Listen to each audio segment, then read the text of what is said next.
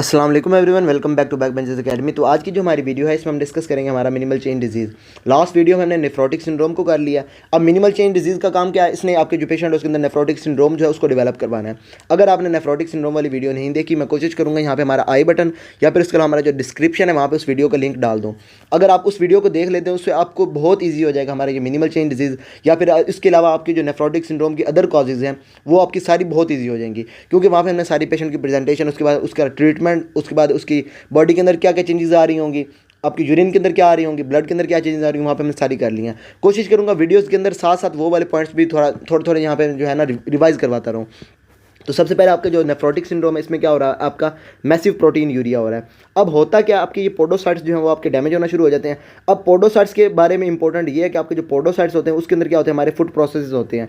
अब food processes की वजह से आपका ये एज अ बैरियर वहाँ पे काम कर रहे होते हैं और उसके बाद यहाँ पे आपका होता है नेगेटिव चार्ज।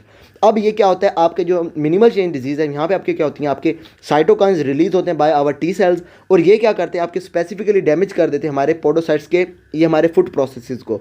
अब फूड प्रोसेस हमारे जैसे लॉस हो जाएंगे, हम कहेंगे हमारा जो पेशेंट है उसके अंदर क्या होगी, आपकी फ्लैटनिंग ऑफ हमारे जो फूड प्रोसेसेस, या फिर उसको हम अगर बात करें यहाँ पे हमारी, तो उसके अंदर क्या कहते हैं हम उसको, इफेसमेंट ऑफ फूड प्रोसेसेस।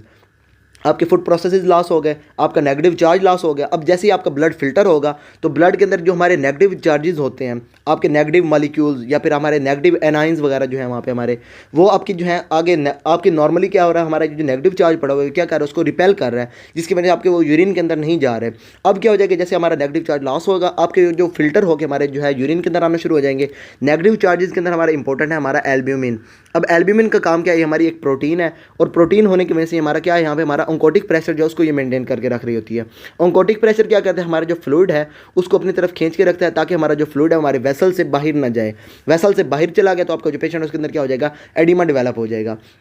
अब क्या होता है, आपके जैसे ही हमारा ये जो एल्ब्यूमिन आपकी लॉस हो गई, एल्ब्यूमिन के लॉस होने की वजह से आपका ऑन्कोटिक प्रेशर कम हो गया। अब हाइड्रोस्टैटिक प्रेशर की वजह से आपके जो फ्लूइड वगैरह है वो आपकी बॉडी के अंदर आपके जो डेवलप होना शुरू हो जाएगा। आपका जो पेशेंट है उसके अंदर क्या हो जाएगा, ये एडिमा डेवलप हो जाएगा।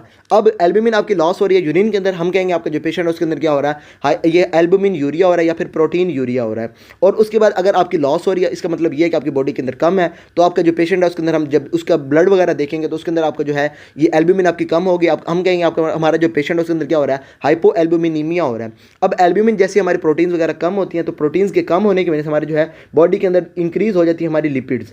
हमारा जो है लीवर आपका वो लिपिड्स को ज़्यादा बनाना शुरू कर देता है। अब इसमें क्या हो जाएगा, आपका जब पेशेंट उसका ब्लड चेक करेंगे उसमें आपको क्या नज़र आएगा, हमारा हाइपर लिपिडीमिया नज़र आएगा। अगर आपकी बॉडी के अंदर हमारी लिपिड्स ज़्यादा है तो इसका मतलब ये है कि आपके ये फिल्टर ज़्यादा होंगे, आपके यूरिन के अंदर ज़्यादा आएंगे। अब हम जब पेशेंट का यूरिन चेक करेंगे उसके अंदर जो है आपका जो पेशेंट है उसके अंदर आपको लिपिड्स वगैरह भी आपको नजर आएंगे, या फिर उसके अलावा आपको जो है वहाँ पे फोमी जो यूरिन आपका नजर आ जाएगा, या फिर आपके जो फैट जो है वहाँ पे उसके कास्ट वगैरह आपको वहाँ पे नजर आ जाएंगे। अब नेफ्रोटिक सिंड्रोम में क्या हो जाएगा, आपके सिर्फ और सिर्फ हमारे फूड प्रोसेस आपके जो है डैमेज हो रहे हैं, इसकी वजह से आपके क्या हो जाएंगे, सिर्फ और सिर्फ नेगेटिव चार्जेस लॉस हो रहे हैं। अब जो आपका पेशेंट देखेंगे उसके अंदर जो है आपको यहाँ पे सिर्फ और सिर्फ प्रोटीन जो है हमारी एल्ब्यूमिन जो नेगेटिव चार्जेस हैं वो आपके लॉस हो रहे हैं। तो हम कहेंगे हमारा जो पेशेंट है उसके अंदर क्या हो रहा है, सिलेक्टिव प्रोटीन यूरिया हो रहा है। मतलब आपकी जो बाकी प्रोटीन्स हैं वो हमारी लॉस नहीं होंगी, लाइक आवर इम्यूनोग्लोबुलिन्स। अब इसमें क्या है, आपके जो हमारे स्मॉल स्पेसिस हैं उसको इसने कोई डैमेज नहीं किया। इसने क्या किया, सिर्फ और सिर्फ हमारे ये नेगेटिव चार्जेस को लॉस करवाया वहाँ पे। तो आपके जो है इस पेशेंट जो है उसके अंदर हमारा क्या हो जाएगा, सिलेक्टिव प्रोटीन यूरिया हो जाएगा मिनिमल चेन डिजीज़ के अंदर। अब जब हम बात करेंगे यहाँ पे हमारी कॉजेज़ के अंदर आपने सबसे पहले जो इंपॉर्टेंट याद रखना है वो ये कि आपका नेफ्रोटिक सिंड्रोम जो है मोस्ट कॉमन इन चिल्ड्रन, वो हमारा कौन सा है, मिनिमल चेन डिजीज़। अगर आपके पास कोई बेबी आ रहा है जिसके अंदर आपको नेफ्रोटिक सिंड्रोम के सारे साइन एंड सिम्टम नजर आ रहे हैं तो आपके अंदर मोस्ट कॉमनली कॉज हो सकती है उसके अंदर मिनिमल चेन डिजीज़। अब इसके अंदर आपकी कॉजेज़ में आ सकती है सबसे पहले हमारी इडियोपैथिक, मतलब आपकी अननोन एटियोलॉजी है जिसने आपके क्या है हमारे फूड प्रोसेस जो है उसको डैमेज करना शुरू कर दिया है, या फिर इसके अलावा आपका जो पेशेंट है उसके अंदर रिसेंट इन्फेक्शन है, या फिर उसके अलावा उसने इम्यूनाइजेशन करवाई है, या फिर उसके अलावा इम्यून स्टिमुलस आपने कोई दिया है वहाँ पे आपके पेशेंट के अंदर, या फिर इसके अलावा आपका जो पेशेंट है उसके अंदर कोई लिम्फोमा है, फॉर एग्जांपल अगर हॉजकिन लिम्फोमा, उसमें क्या होता है आपका ये जो साइटोकाइंस हैं ये आपके ज़्यादा रिलीज हो रहे होते हैं। साइटोकाइंस ज़्यादा होंगे, आपके ज़्यादा डैमेज करेंगे हमारे फूड प्रोसेसेस को और आपका पेशेंट चला जाएगा हमारा मिनिमल चेन डिजीज़ की तरफ। अब इसके बाद क्या हो रहा है आपका, या फिर आपका पेशेंट जो है उसके अंदर वो ले रहा है एनएसएड्स वगैरह। अब एनएसएड्स भी क्या करवाएंगी, आपका जो पेशेंट है उसके अंदर ये हमारे फूड प्रोसेसेस वगैरह को जो इसके डैमेज करेंगे, क्योंकि हमारी होती है नेफ्रोटॉक्सिक फूड प्रोसेस आपके लॉस हो जाएंगे, पेशेंट आपका चला जाएगा नेफ्रोटिक सिंड्रोम में, और उसके अंदर उसकी कॉज होगी हमारी मिनिमल चेन डिजीज़। अब आपने ये सारा देख लिया। अब जो पेशेंट है उसके अंदर हमने जब हम देखेंगे उसकी हमारी जो है उसकी क्लिनिकल प्रेजेंटेशन, उसमें आपको नेफ्रोटिक सिंड्रोम वाली सारी आपको नजर आ रही होंगी, लाइक आवर प्रोटीन यूरिया, उसके बाद आपको जो है एडिमा वगैरह आपको डेवलप हो रहा होगा। अब मिनिमल चेन डिजीज़ के अंदर आपने याद रखना है वो ये कि आपका एक्यूट ऑनसेट जो है आपको वो एडिमा आपको वो नज़र आ रहा होगा, आपका मतलब अचानक से उसके अंदर जो है ना वो एडिमा डेवलप हो गया, और उसके बाद साइन एंड सिम्टम्स हमने देख लिया। बाकी हमने जब नेफ्रोटिक सिंड्रोम किया था वहाँ पे हमने जब उसकी ये हमने इन्वेस्टिगेशंस देखी थी, उसमें हमने सबसे पहले हमारा यूरिन चेक किया, यूरिन के अंदर आपको जो प्रोटीन नज़र आ जाएंगी, उसके बाद आपका जो है यहाँ पे लिपिड्स आपको नज़र आ जाएंगी, ब्लड जब आप देखेंगे आपको आपके लिपिड्स कम आपको ज़्यादा नज़र आएंगे, उसके बाद हमारी जो प्रोटीन्स है वो हमारी कम नज़र आएंगी, और उसके बाद यहाँ पे आपका जो पेशेंट है उसके बाद हमने हमारा उसके अंदर देख लिया, हमने ब्लड देख लिया, यूरिन देख लिया, उसके बाद हमने करवाया था पेशेंट के अंदर रीनल बायोप्सी। रीनल बायोप्सी के अंदर आपने याद रखना है कि हमारी जो है सारी डिजीज़ हैं उसके अंदर आपकी जो है डिफरेंट नज़र आएंगे आपको रीनल बायोप्सी के अंदर। जब हम बात करेंगे हमारी मिनिमल चेन डिजीज़ की, तो मिनिमल चेन डिजीज़ का वर्ड ही बता रहा है क्या, मिनिमम चेंज। तो जब आप पेशेंट की आपने उसके लिया रीनल बायोप्सी, उसको आपने जब देखना लाइट माइक्रोस्कोप के ऊपर, तो आपका मिनिमल चेंज आपको नजर आएंगे, मतलब आपको जो है इवनली आपको जो है इसके अंदर कोई भी चेंजेस नजर नहीं आएंगी। हम कहेंगे आपका जो है ग्लोमेरुलाई वो आपका बिल्कुल नॉर्मल है आपका पड़ा हुआ, या फिर इसके अलावा आपका प्रोक्सिमल कन्वोल्यूट ट्यूब्यूल जो है वहाँ पे आपको ये लिपिड्स वगैरह आपको नज़र आ सकते हैं। आपकी क्या हो जाएगी मिनिमल चेन डिजीज़ में आपको लाइट माइक्रोस्कोप आपको बिल्कुल नॉर्मल आपको नज़र आएगी ग्लोमेरुलाई।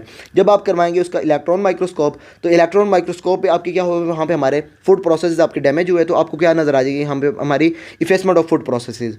और उसके बाद जब आपने पेशेंट का जो है इम्यूनोफ्लोरेसेंस आपने चेक करवाया, तो अब इसमें क्या हो रहा है, हमारे साइटोकाइंस रिलीज हो रहे हैं, वो आपके डैमेज कर रहे हैं, आपके यहाँ पे कोई इम्यून कॉम्प्लेक्स वगैरह जो हमारे वो डेपोजिट नहीं हो रहे। तो इम्यून कॉम्प्लेक्स जब आपके डेपोजिट ही नहीं हुए तो आपको इम्यूनोफ्लोरेसेंस आपकी पॉजिटिव नज़र नहीं आएगी, आपका क्या हो जाएगी इम्यूनोफ्लोरेसेंस आपकी नेगेटिव नज़र आएगी। बाकी इसके अंदर जो है हमारा इंपॉर्टेंट रहेगा हमारे ट्रीटमेंट का। तो अगर आपका जो पेशेंट है, अब ये आपने याद रखना है आपके चिल्ड्रंस में नज़र आएगी, आपका जब पेशेंट आपको बता रहे होंगे, आपका हमारे एमसीक्यूज़ में आ रहा होगा या फिर हमारी क्लिनिकल प्रेजेंटेशन में जब आप देखेंगे तो आपके पास बेबीज़ आपके प्रेजेंट कर रहे होंगे, और इसमें भी ये हमारे जो है मोस्ट कॉमनली आपकी जो है फीमेल बेबीज़ आपको वहाँ पर नज़र आ रही होती हैं।